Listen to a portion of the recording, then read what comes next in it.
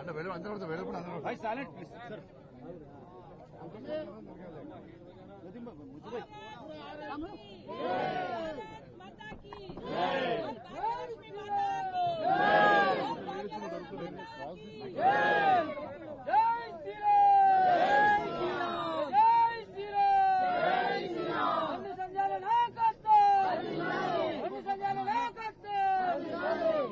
అందరికీ నమస్కారం.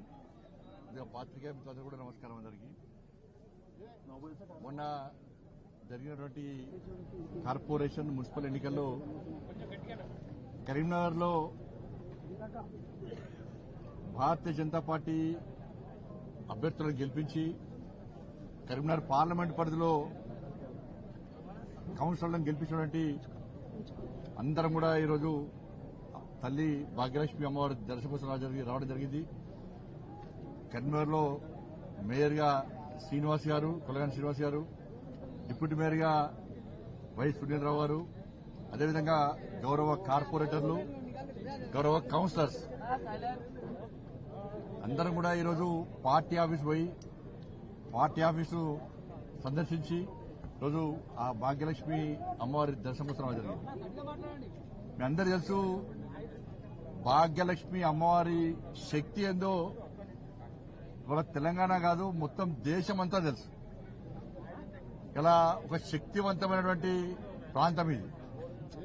ఆ తల్లి శక్తి ఇవాళ దేశమంతా వ్యాపించింది. నాకు ఆ కరీంనగర్లో నా మహాశక్తి ఆ తల్లి, ఇక్కడ పాత బస్తీలోని నా భాగ్యలక్ష్మి అమ్మవారు. ఆ అమ్మవార్ల కరుణా కటాక్షంతోనే ఇప్పటివరకు ఎలాంటి ఆటంకాలు అడ్డంకులు లేకుండా ఎన్ని ఆటంకాలు వచ్చినా, ఎన్ని అవరోధాలు వచ్చినా, ఎన్ని కుట్రలు జరిగినా, ఎన్ని కుతంత్రాలు జరిగినా అక్కడ మహాశక్తి అమ్మవారు, ఇక్కడ ఈ భాగ్యలక్ష్మి అమ్మవారి యొక్క కరుణా కటాక్షలు నా మీద మా పార్టీ మీద ఉన్నాయి కాబట్టే అన్నింటినీ తట్టుకొని ఇలా ఈ విజయ పరంపర కొనసాగిస్తున్నాం మేము. అందుకే ఆ తల్లిని మొక్కున్నాం.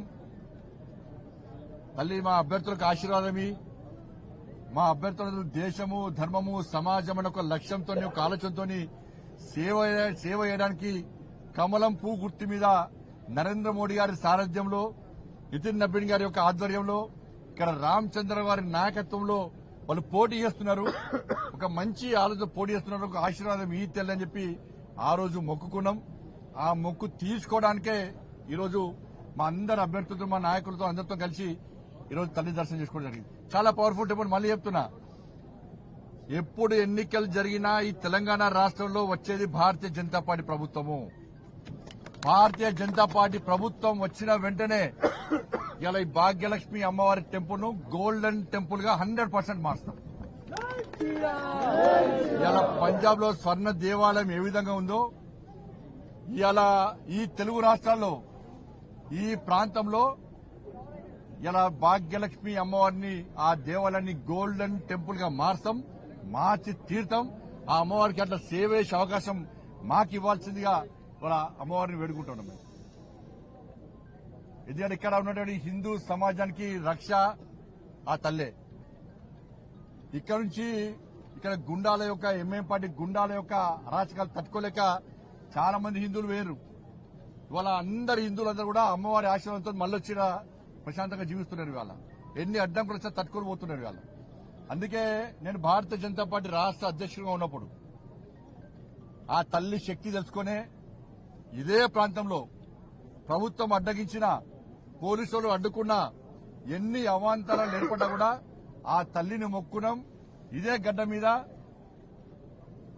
టైము, డేటు, ప్లేస్ చెప్పినాం. దాని ప్రకారం ఇదే గడ్డ మీద ప్రజా సంగ్రామ యాత్ర 2021 ఆగస్టు 28, ఈ రోజు ఆగస్టు 28 అనుకోకుండా కలిసి వచ్చింది. ఈ రోజు ఆగస్టు 28 ఇదే రోజు ఇక్కడ ప్రజా సంగ్రామ యాత్ర ప్రారంభించినాం. 1640 కిలోమీటర్లు నడిచినాం. ఇలా ఇవాళకి 1640 రోజులు ప్రజా సంగ్రామ యాత్ర చేసి అన్ని అంకం కూడా కలిసి వచ్చినాయి. 1640 కిలోమీటర్లు నడిచినాము. ఈ రోజుకి యాత్ర స్టార్ట్ చేసి 1640 రోజులైంది. కానీ యాత్ర ఏ విధంగా అక్కడి కేసీఆర్ ప్రభుత్వం ఏ విధంగా అరాచకంగా అడ్డుకున్నదో, ఏ విధంగా దాడులు చేసిందో అన్నిటిని తట్టుకొని మా లక్ష్యం మోడీ రాజ్యం రావాలి, తెలంగాణ రాష్ట్రంలో రామరాజ్యం రావాలి అని చెప్పి ఒక లక్ష్యంతో ఇవాళ ప్రజా సంగ్రామ యాత్రను ఏ విధంగా దిగ్విజయవంతం చేస్తామో దానికి అంతటి కారణం ఆ తల్లిదయ. ఈరోజు మాదే అడ్డా అనుకున్నటువంటి ఎంఏ పార్టీ మెడల్ వంచి ఎంఏ పార్టీ మా యాత్రను అడ్డుకుంటా అని చెప్పినప్పుడు కూడా ఇలా నీ అడ్డ కాదురా ఇది మా అడ్డ అని చెప్పి ఈయన వేదిక పెట్టి జై శ్రీరామ్ భారత్ మాతకి జై అని గాండ్రిస్తూ గర్జించిన కార్యకర్తలు, నా దమ్మున్న భారతీయ జనతా పార్టీ కార్యకర్తల విషయాన్ని 2021 ఆగస్టు 28 రోజు స్పష్టం చేస్తాం. ఎవరితోనేం కాలే. ఆ రోజు ఎంఎం పార్టీతో కుమ్మకే బీఆర్ఎస్ పార్టీ అడ్డుకునే ప్రయత్నం చేసింది. ఈ రోజు తెలంగాణ రాష్ట్రంలో అవే పరిస్థితులు. కాంగ్రెస్ పార్టీ ప్రభుత్వం వచ్చిన తర్వాత 27 నెలల్లో ఈ తెలంగాణ రాష్ట్రంలో హిందువుల పరిస్థితి ఏ విధంగా ఉందో ఒక్కసారి హిందూ సమాజం ఆలోచించుకోవాలి. జీహెచ్ఎంసీ ఎన్నికల్లో భారతీయ జనతా పార్టీ అభ్యర్థులు 48 మంది గెలిపించారు కాబట్టే ఇవాళ అడుగడుగునా మా కార్పొరేటర్లు హిందూ సమాజానికి ఏ ఆపోజిషన్ అడ్డుకున్నారు కాదు. కానీ ఈ రోజు ఏం జరుగుతుందో ఒక్కసారి హిందూ సమాజం ఆలోచించాలి. కాంగ్రెస్ పార్టీ ఎంఏ పార్టీ కుట్రలు అన్నీ సిగ్గుండాలే. కాంగ్రెస్ పార్టీలకు బీఆర్ఎస్ పార్టీలకు సిగ్గుండాలే. ఎవడు ఏ ప్రభుత్వం వచ్చినా బీఆర్ఎస్ వచ్చినా కాంగ్రెస్ వచ్చినా మా బూట్లు నాకాలే, మా కాళ్ళ కింద ఎవరు బతకాలే అని చెప్పి ఎంఏ పార్టీ వారిని ఇచ్చినా కూడా సిగ్గు లేకుండా ఇలా కాంగ్రెస్ బీఆర్ఎస్ వాళ్ళు ఎంఏ పార్టీని బూట్లు నాకుతూ ఇలా బతికే